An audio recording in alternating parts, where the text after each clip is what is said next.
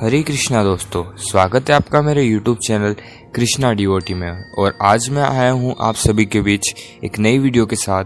और इस वीडियो में मैं आप सभी के बीच श्रीमद् भागवत गीता महाग्रंथ के पहले अध्याय अर्जुन विषाद योग के श्लोक नंबर 20 से लेकर श्लोक नंबर 29 तक का हिंदी अनुवाद आप सभी के बीच प्रस्तुत करने का प्रयास करूँगा।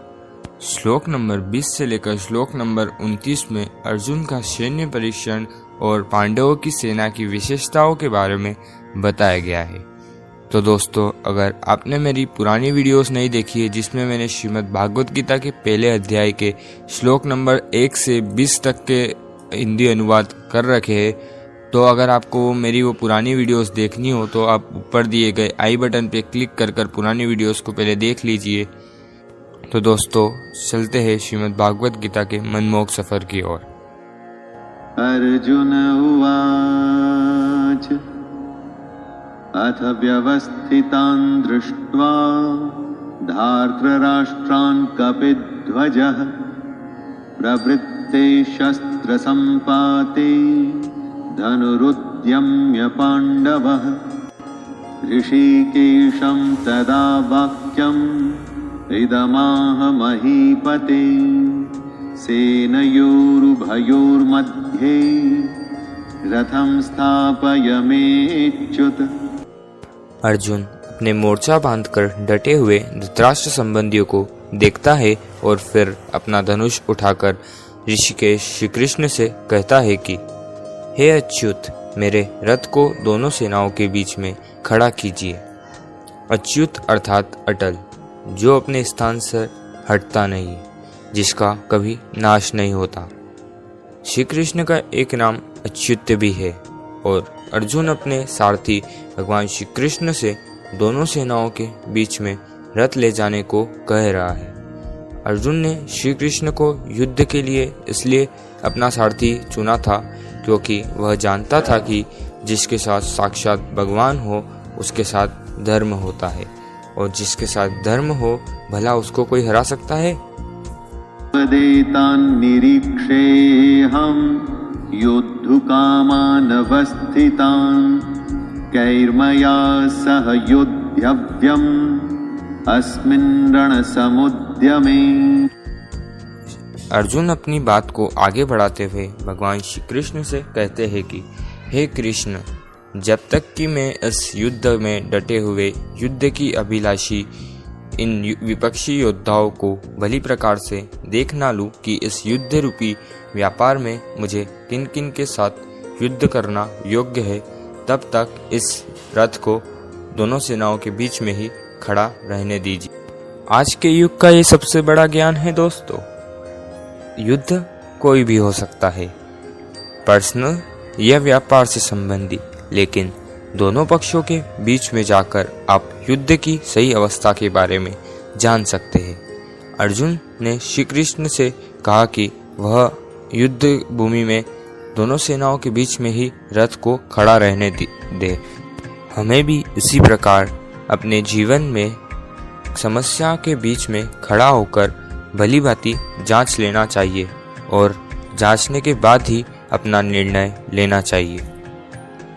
योत्स्यमानानवेक्षेऽहं य एतेऽत्र समागताः धार्तराष्ट्रस्य दुर्बुद्ध्यैर्युद्धे प्रियचिकीर्षवः। यहाँ पर अर्जुन दुर्योधन को दुर्बुद्धि बता रहे हैं, क्योंकि दुर्योधन के हट के चलते ही यह युद्ध हुआ है।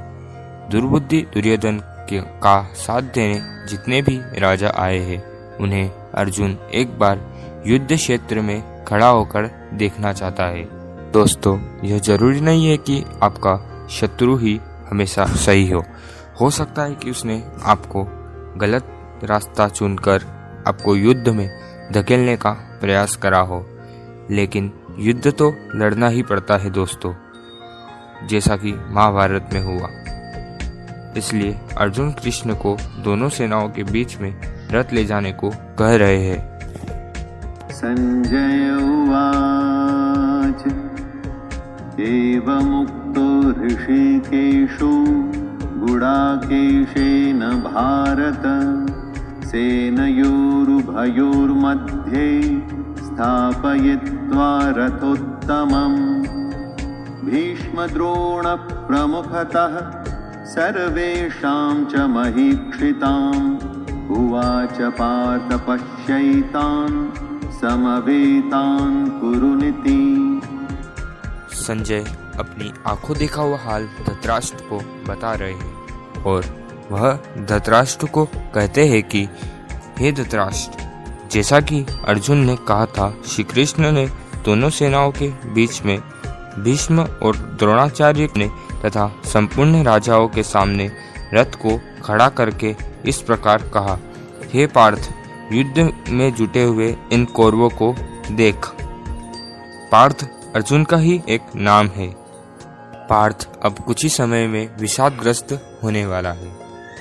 पार्थ हम सब भी हो सकते हैं दोस्तों, और अगर हम अपने आप को संकट में खड़ा पाते हैं तो भगवान श्री कृष्ण स्वयं समस्या का हल दिखाने में दूर नहीं होते और ना ही उनकी गीता दूर होती है। तत्र पश्यत् स्थितान् पार्थः पितॄनथ पितामहान् आचार्यान् मातुलान् भ्रातॄन् पुत्रान् पौत्रान् सखींस्तथा। महाभारत में कुंती का एक नाम वृधा भी था। वृधा पुत्र अर्थात कुंती पुत्र। पार्थ दोनों ही सेना के बीच उपस्थित होकर अपने ताऊ, चाचा, दादा, परदादा, गुरु, मामा, भाई, पुत्र, पौत्र एवं मित्रों को देख रहे हैं। महाभारत को इसीलिए ही तो धर्म युद्ध कहा गया है दोस्तों, क्योंकि ऐसा युद्ध जो धर्म के लिए किया गया हो। इस युद्ध में एक बड़ा परिवार दो हिस्सों में बंट गया था। आधे संगे संबंधी एक तरफ और आधे दूसरी तरफ। हर किसी को यह फैसला करना था कि वह युद्ध में किसका साथ देना चाहता है, दुर्योधन का या फिर अर्जुन का। श्वशुरान् सुहृदश्चैव सेनयोरुभयोरपि तान् समीक्ष्य स कौन्तेयः सर्वान् बन्धूनवस्थितान्। अर्जुन सगे संबंधियों के साथ साथ अपने मित्र, ससुरों, सहदयों को भी देख रहे हैं और देखकर अपने मन में यह विचार कर रहे हैं कि सारे सगे संबंधी अपने ही तो है, दोनों पक्षों में अपने ही तो लोग हैं, किंतु अब अपनों के दो पक्ष बन गए हैं। उसमें से एक पक्ष शत्रु का है। हर किसी की अर्जुन से लड़ाई नहीं थी दोस्तों, पर अब युद्ध में वह अर्जुन के शत्रु बन गए हैं और अर्जुन को उनसे लड़ना होगा। और इस श्लोक के साथ अर्जुन का विषाद शुरू होता है। और दोस्तों, आज इस वीडियो को यहीं पूर्ण विराम देते हैं और अगली वीडियो में हम श्रीमद् भागवत गीता के आने वाले श्लोकों का हिंदी अनुवाद सरल एवं स्पष्ट शब्दों में देखेंगे। आने वाले श्लोकों में अर्जुन का विषाद और भगवान श्री कृष्ण के अनेक नाम की व्याख्या की गई है। तो आप भी मेरे इस सफ़र से जुड़े रहने के लिए नीचे दिए गए सब्सक्राइब बटन पर क्लिक कर ले और बेल आइकन को दबा ले और इस वीडियो को लाइक ज़रूर कर दीजिए दोस्तों, जिससे कि हम भागवत गीता का एवं हिंदू धर्म का प्रचार और भी लोगों तक पहुंचा सके। तो दोस्तों, मिलते हैं अगली वीडियो के साथ। तब तक के लिए हरे कृष्णा, राधे राधे।